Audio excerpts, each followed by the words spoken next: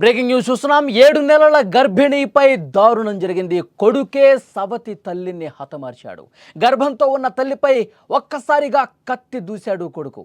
ఆస్తి కోసం అమానుషానికి తెగబడ్డాడు బన్నితేజ. మృతురాలి తల్లిదండ్రుల ఫిర్యాదుతో కేసు నమోదైంది. టేకుర్తిలో ఈ దారుణమైనటువంటి ఘటన జరిగింది. కరీంనగర్ జిల్లా ఇల్లందుకుంట మండలం టేకుర్తిలో ఒక హృదయ విదారక ఘటన చోటు చేసుకుంది. ఆస్తి తగాదాలు ఒక నిండు ప్రాణాన్ని బలిగొన్నాయి. 7 నెలల గర్భిణి అయిన ఒక మహిళను ఆమె సవతి కొడుకు నిన్న రాత్రి దారుణంగా చంపేశాడు. కత్తితో గొంతు కోసి చాలా అంటే చాలా అమానుషంగా దాడి చేసి చంపేసిన పరిస్థితి.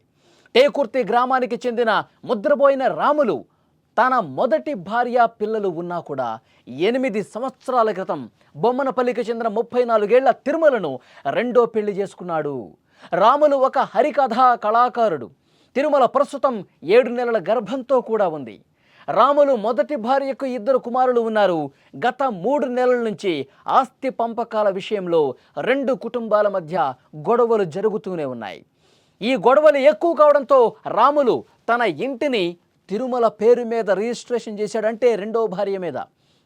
దీంతో మొదటి భార్య కుమారులు ఆగ్రహానికి గురయ్యారు. గొడవలు పడతా ఉన్నారు. మేము ఉండగా, నీకు భార్య ఉండగా, పిల్లలు ఉండగా నువ్వు రెండో పెళ్లి చేసుకున్నావు, ఆస్తి మొత్తం ఆమెకే రాసిస్తానంటున్నావు, రాసిచ్చావు కూడా, ఇది కరెక్టేనా అంటూ వాళ్ళు ప్రశ్నించారు. గొడవలు చేస్తూ ఉన్నారు. ఇంటి మీదకి వెళ్ళి అదేవిధంగా గొడవలు జరుగుతూనే ఉన్నాయి. తిరుమలకు సంతానం కలిగితే, ఎందుకంటే ఇప్పుడు 7 నెలల గర్భంతో ఉంది కాబట్టి సంతానం కలిగితే ఆస్తి పంపకాల్లో వారు కూడా భాగమవుతారని చెప్పి వీళ్ళు భావించారు. ఈ క్రమంలోనే మొదటి భార్య చిన్న కుమారుడు బన్నితేజ ఒక దారుణమైనటువంటి నిర్ణయం తీసుకున్నాడు. ఒక సైకో నిర్ణయం తీసుకున్నాడు.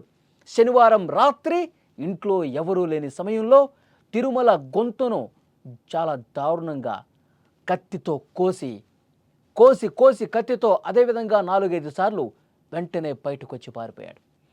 తీవ్ర రక్తస్రావమై తిరుమల అక్కడికక్కడే ప్రాణాలు కోల్పోయిన పరిస్థితి. ఈ విషయం పోలీసులకు తెలిసింది. వెంటనే పోలీసులు అక్కడికి చేరుకున్నారు.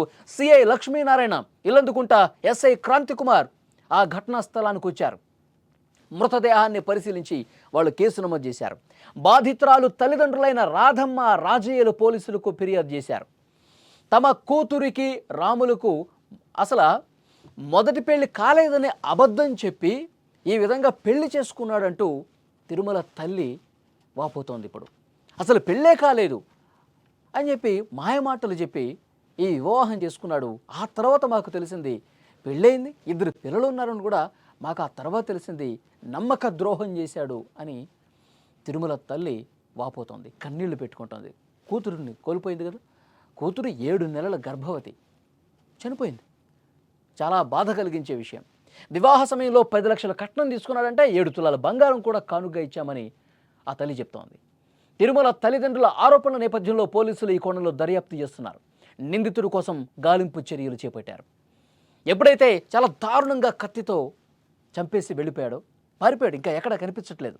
అంటే ఒకటే కారణం, తన తండ్రి మా అమ్మను మోసం చేశాడు, మోసం చేసి వేరే పెళ్లి చేసుకున్నాడు, వేరే పెళ్లి చేసుకుని ఆస్తి మొత్తం వాళ్ళకే ఇస్తా ఉన్నాడని చెప్పి వీళ్ళు ఒక ఆగ్రహంతో రగిలిపోయినటువంటి పరిస్థితి ఉంది. అంటే తండ్రి ఎంత దుర్మార్గమైనటువంటి ఆలోచన చేశాడు చూడండి.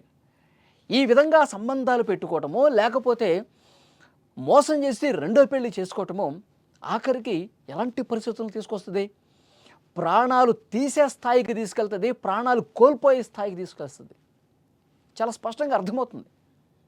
ఒక నిండు ప్రాణం పోవటమే కాదు, కడుపులో పెరుగుతున్న బిడ్డ కూడా చనిపోయిన పరిస్థితి. 7 నెలల గర్భం ఉంటే 2 ప్రాణాలు పోయిన పరిస్థితి ఉంది. ఎవరు దీనికి కారణం? చంపినోడు ఎలాగో బాధ్యత వహించాలి, వాడిని పోలీసులు అరెస్ట్ చేస్తారు, లోపలేస్తారు. కానీ తిరుమల భర్త, మొదటి భార్య భర్త, రెండో భార్య భర్త ఉన్నాడు కదా, ఈ చంపినోడు తండ్రి, వాణ్ణి ఇంకా దారుణంగా శిక్షించాల్సినటువంటి అవసరం ఉంది. మాయమాటలు చెప్పి నాకు పెళ్లి కాలేదని చెప్పి అమ్మాయిని పెళ్లి చేసుకుని అమ్మాయి గొంతు కోసి చంపేసిన దానికి కారణం కాదా? పోలీసులు దీని మీద చాలా సీరియస్గా యాక్షన్ తీసుకోవాల్సిన అవసరం ఉంది. ప్రస్తుతం గాలిస్తూ ఉన్నారు. ఆ తండ్రి అనేవాడు కూడా ఎటుపోయాడు అర్థం కావట్లేదు. వాని గాలింపు కూడా జరుగుతోంది. ఈ గొంతు కోసినటువంటి వెధవ వీడొక దారుణమైన నిర్ణయం. ఆస్తులే కావాలి, మా ఆస్తి మొత్తం వేరే వాళ్ళకి తీసుకెళ్ళిపోతారు, ఏదైనా చట్ట ప్రకారం తేల్చుకోవాల్సిన అవసరం ఉంది. తండ్రి ఈ విధంగా దుర్మార్గంగా ఆలోచిస్తే చట్ట ప్రకారంగా ఫైట్ చేయాల్సినటువంటి అవసరం ఉంది. కానీ అభం శుభం తెలియని నీ తండ్రి చేసిన దానికి, నీ తండ్రి చేసిన ఘోరానికి, నేరానికి, పాపానికి పాపం ఆ తల్లి ఏం చేస్తుంది?